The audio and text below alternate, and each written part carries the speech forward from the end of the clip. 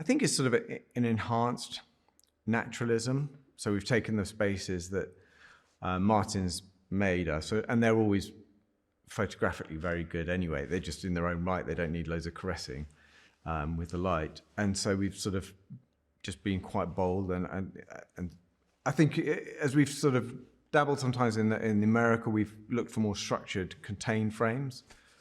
Still with scale, but sort of feeling him sort of more contained.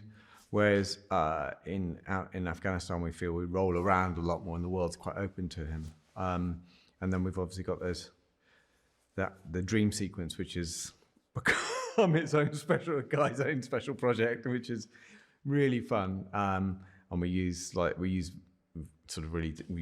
very distorting lenses and really twist the camera around and just play a lot. So we fundamentally have an awful lot of fun with the camera all the time.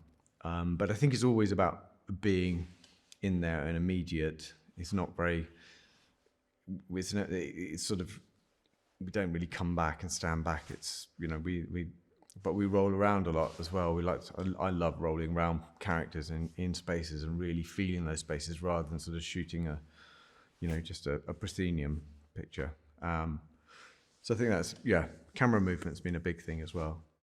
I love the energy and the pace on this set. It is immense fun. It's very freeing. So often on sets you can get bogged down and people worry about certain things or certain scenes, or you're not scenes, but just like a moment. And the thing about Guy is he understands his edit so well that he knows when he can move at pace and he knows when he has to slow down. And so there's a great energy. He spends quite a long time thinking about the scene with the actors and working with the actors, so that when you actually go out in that scene, that's it, and it's going. The energy is really fun, and you don't overwork stuff because there's not enough time to do that. You've got to. I mean, this script is it's so honest and immediate, and I felt that was a big thing about the immediacy of it. And I think that energy that he brings to the set keeps that immediacy. Sometimes photography can become over polished or over curated. And I think there's an immediate responsiveness to the photography because of the pace he puts onto the shoot. I've done a few jobs in the desert. Normally the light is the biggest issue time of day, but we've been really lucky that we're shooting it early in the year, so you're not getting pinned with sort of really brutal light. I think for us that we've gone for locations that look great but aren't easy. I mean, the first 3 days for the crew I think was a bit of an eye opener, and we were literally in this sort of dry riverbed in a gully, and just everything's hand carried, and it's just it's physically really tough. And I think it's more the practicality of just getting cameras there and stuff. I think visually it's just been, where we're shooting is just fantastic. So you just have to make sure you capture it. None of us wanted to make a brown film.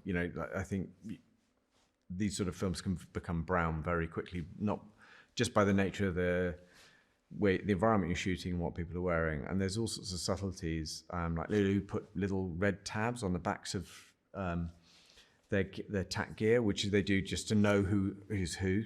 And that little hint of red just makes a massive difference to that. And Martin's done similarly with his design. There's accents of color and points of color that just give you a bite. And I think for me, we talked about that early on, and then we've tried to make sure that the look of the film has color in it as well, so that how we capture it has a richness to it and lets all the colors breathe rather than trying to do a wash or something.